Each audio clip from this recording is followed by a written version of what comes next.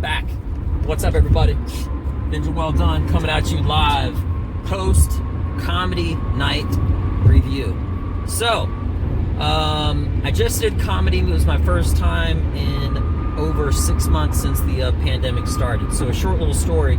About 6 months ago, my Facebook account kind of got hacked. And I say kind of because what happened is somebody took my profile picture and they made a duplicate account, and I reported it. But Facebook, you messed up, because what they did was they deleted my account, left the fake one up, and every single person, all the contacts that I've made from every comedy show that I've been in here since I've been in Texas the last like year and a half or whatever, in an instant, all gone.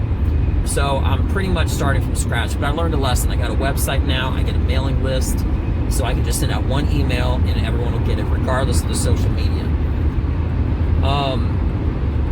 Now, with that being mentioned, how did I do tonight? First time performing in the last 6 months, and this is a raw, I literally just got off stage like 30 minutes ago, right?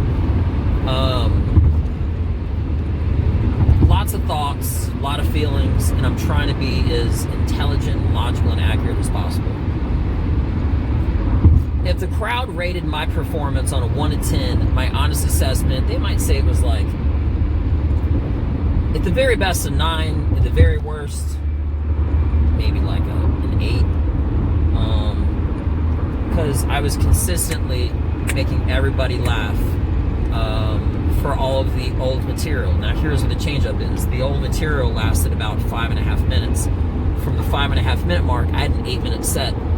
From that point forward, it was completely new stuff. You could tell there was a completely dynamic shift in the material that was unvetted, because the way comedy works is that you have to imagine being a professional fighter and you have a championship fight, and the night of you want to try a punch that you didn't ever try in training before.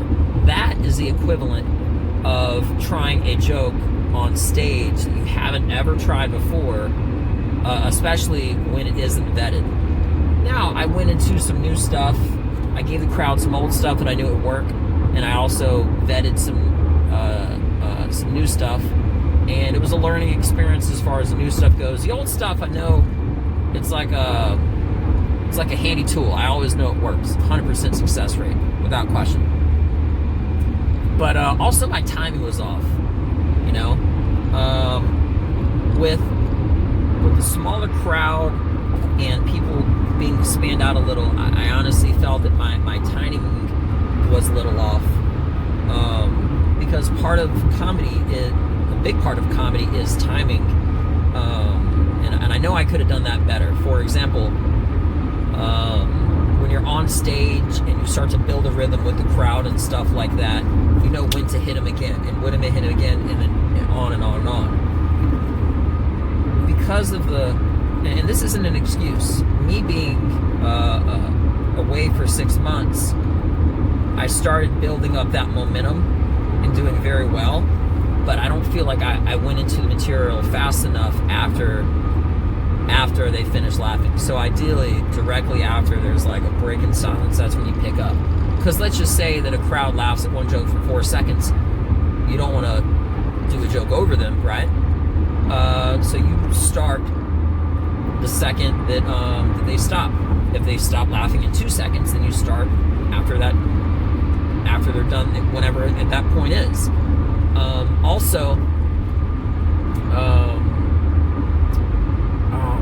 So one of my jokes, so here's the thing, I'm an Army vet, right? And I love the military and everything. One of my jokes, I actually talk about a girl that I dated that was in a wheelchair. Now, I'm not saying anything bad about anybody, but here's the thing. As an Army vet, I know people that have actually ended up in a wheelchair. And I would see them at the gym. They're the most motivating and inspirational people ever. They are unstoppable. They are an inspiration, and I salute them. Okay? However, even people in a wheelchair don't want to be treated differently.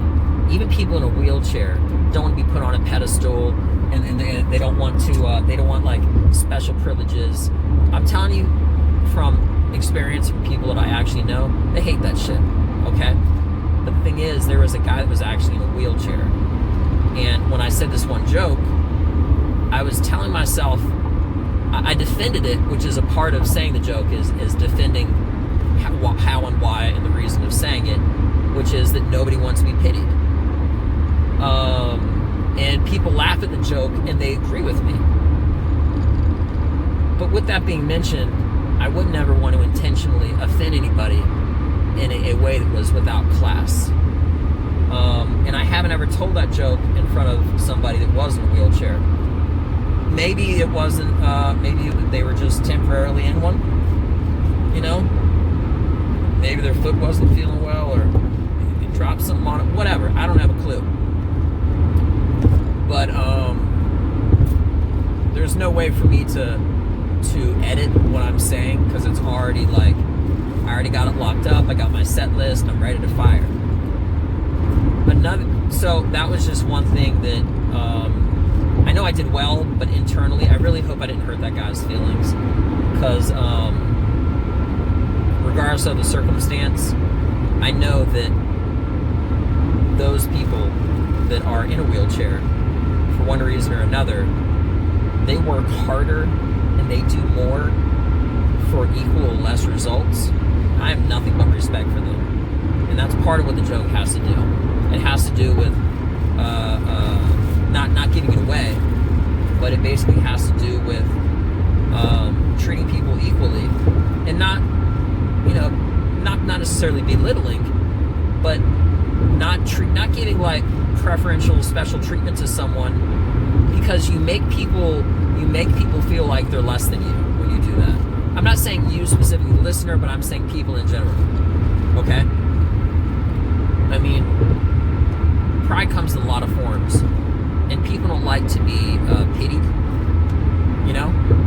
So, anyway, enough of that. I really hope I didn't offend him by any means, but the way that I tell this joke, it is very full of class, it's very funny, everybody laughs, and then I make a great point, which is that nobody wants to be pitied. Okay? And that's the truth. Nobody wants to have people think less of them or anything. But anyway, I'm going off on a tangent. I'm not trying to do that. This is the post-comedy review. Now, the reason I said a 7 or an 8 is because my new stuff, on a 1 to 10 scale, how if the crowd had to judge me, actually I said 8 or 9. I'm going to knock that actually a 7 or an 8. Because if you look at the body of work, stuff that I have not tried before because I didn't have an opportunity, because I've like open mics and a lot of the other places are still closed. I learned a lot of stuff that is new, and if I said exact material, I would edit it, work on it, change it around, and it would be that much better. That's the essence of comedy, is constantly editing, altering, and making things better. Not going into something that you haven't used before multiple times. And it was literally the first occasion that I've said it to anybody. So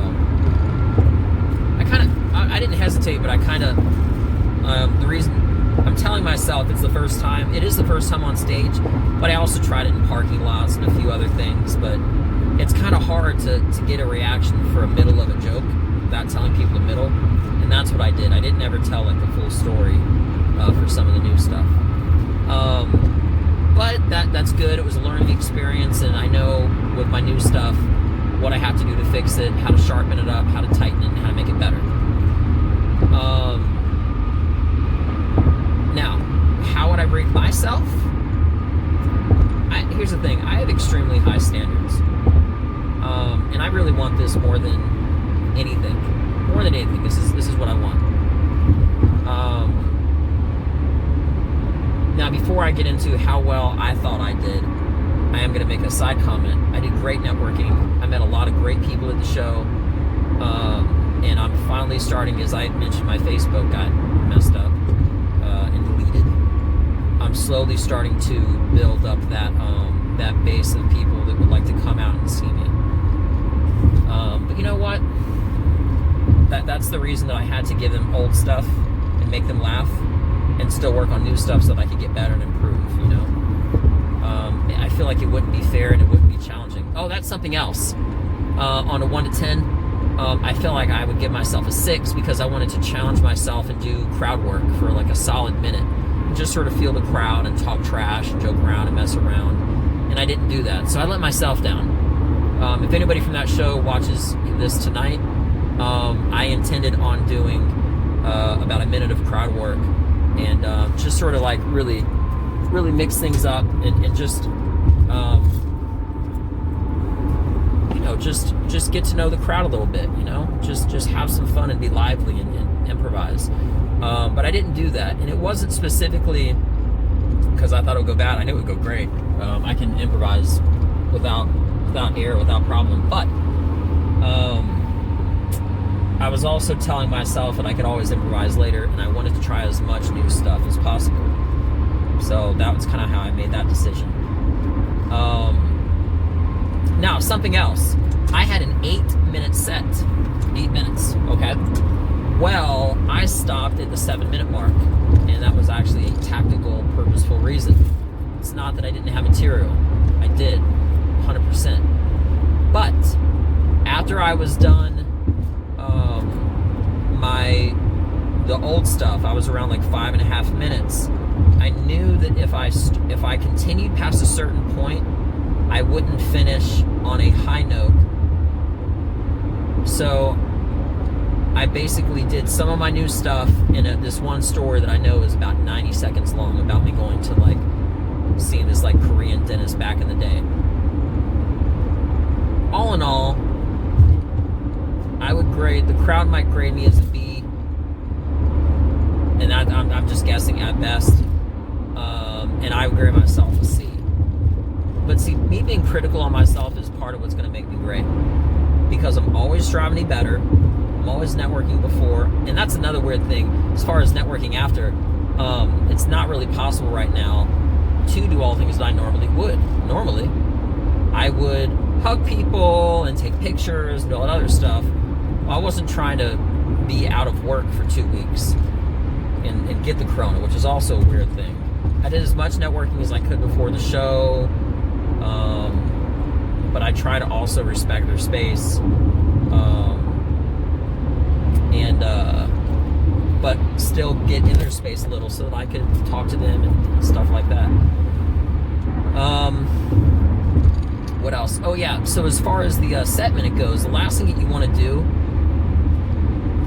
with any material is you don't want to necessarily be stuck in the middle of a story and then just get off stage abruptly. Which is exactly with an 8-minute set. If it was 10 minutes, I could have finished. If it was 9 minutes, I could maybe go a little faster, I could have finished. But 8 minutes, it would have been an awkward, in my opinion, it would have been an awkward transition because I'm literally in the middle of telling a story and then I say goodnight, So I decided to pull back by 1 minute.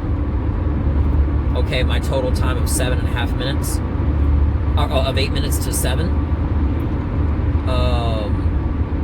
And finish out in a way that I could sort of end on a high note, So that was the quick shift. When I started talking about the whole Korean dentist thing, that was because I knew that if I continued to go in the direction I was already going, that in my opinion, I was going to be in the middle of the story. And that's a weird thing. That's like maybe like, hey, the craziest thing happened. Imagine like turning off a film like halfway through and then just ending it. Like that's it, you end the night. Where I was in my set list, I knew that I ended at a certain point where I tried out, where I did my old stuff, I worked on some new stuff, and I finished with something that I thought that they would like, and they did, which was the whole Korean dentist thing. So that's my honest assessment. I'm gonna be more prepared next time. Not that I wasn't, I completely was, but I'm gonna have an 8-minute set, or maybe like a minute of crowd work. But I don't ever want, I always want to end on a high note, and I don't ever want to end on like a middle note, if that makes any sense. So, short recap, did old stuff, I did new stuff, and then I finished with some old stuff. That way I would leave with them thinking of that's how I did. And now what I really want to do is I want to turn my car around, go right back on stage, have a different crowd, and be that much sharper and say the stuff that I know is new, and edit some things. That way it's constant laughter without pause, it's just, you're on. You know what I mean? If anybody watches this and you saw my set, the new stuff began directly after I talked about my wife's nickname. From that point forward, all the way up until the dentist thing, that was all new stuff. So it's a little random info, but if you saw my set, that's exactly what happened. Shout out to the great people that I also met. I didn't get their names, but the guy with the dreads, shout out to you. And you got some great people. I enjoyed talking with you guys before the show. So I hope you like my stuff. And feel free to add me on Instagram, Twitter, Facebook, or whatever. And I got a website. You go to my website. If you just send an email to me, you'll be on my email list. So at the very least, the next time I'm doing a show, you'll see like the more and improved version of either completely different stuff, or stuff that I said, but it's like that much better. And you'll notice the difference. You'll notice the change because I'm taking out this. And comedy is crazy like that. It's so interesting, you know? Like when you watch a stand-up special, you're not thinking like, what most people might be thinking is like, wow, this guy's hilarious. Little do you know, or I'm sure you do, but I'll just say it out loud. That guy had to, this sounds weird to say, but there's a lot more failure than there is success in comedy when it comes to building a joke. You can have a great idea, great premise, right? But it all has to connect. Boom, boom, boom, boom, boom. And you tweak this, you tweak that, and you look at the finished product, you're like, wow, this guy's brilliant. But if you actually want to see the art in motion, see a set when it's just an idea, when it's just like a concept of something. And then if you were to see that set, like the stuff that I was talking about divorce, I didn't have enough time to get into what I really wanted to, and dating and breaking up and stuff like that. Think about where it is tonight, and then if you see me say that again, it'll sound like it's completely different material because I'm only taking the high notes, okay? And I'm kind of like airing out the rest, and I'm just keeping the good stuff, and I'm building off of that. So, yeah, that's comedy in a nutshell. I hope everybody has a beautiful night, a beautiful day. If you're listening to this, if you've listened this far, feel free to check me out. If you got an email, if you got a question or anything like that, I love to always stay connected with people. I don't ever really want fans. It sounds kind of like weird, but I'd be down to be friends, because more than likely, if you thought it was funny, if you liked the way that, you know, my outlook of the world and my point of view, more than likely we'd probably be hanging out, and we would probably be people that would socialize in real life. That doesn't mean I'm actually going to hang out with you, but that does mean that if I was situationally around you, if I say things that you like my point of view, naturally that's how friendships start, you know. So I know that sounds really like you know, boisterous and phony and fake and stuff, but it's the truth, you know. Fans, to me, it just sounds disingenuous. I feel like it puts me up on a pedestal, and I don't really like that idea, you know. So, but either way, if you think I'm funny and you want to support, I always put ridiculous stuff on Instagram, and I do this video series. I usually just do it once a week, but today is different because I just had all these ideas and all these feelings, so figured I would put it out on video. You know, I've only been doing this video series about maybe like a year or something like that. Maybe less, probably less. But it's one of the best things that I've done, because I'm being consistent. They say it takes like 5 years for something like this that I'm doing to actually build momentum, and that's fine. I should have been doing it a long time ago. But anyway, that's all I got for you tonight. I hope you like my show. and hearing my inner thoughts as far as what happened, why it happened. This is sort of like the behind the scenes intel, so to speak, as far as my decision making and my choices.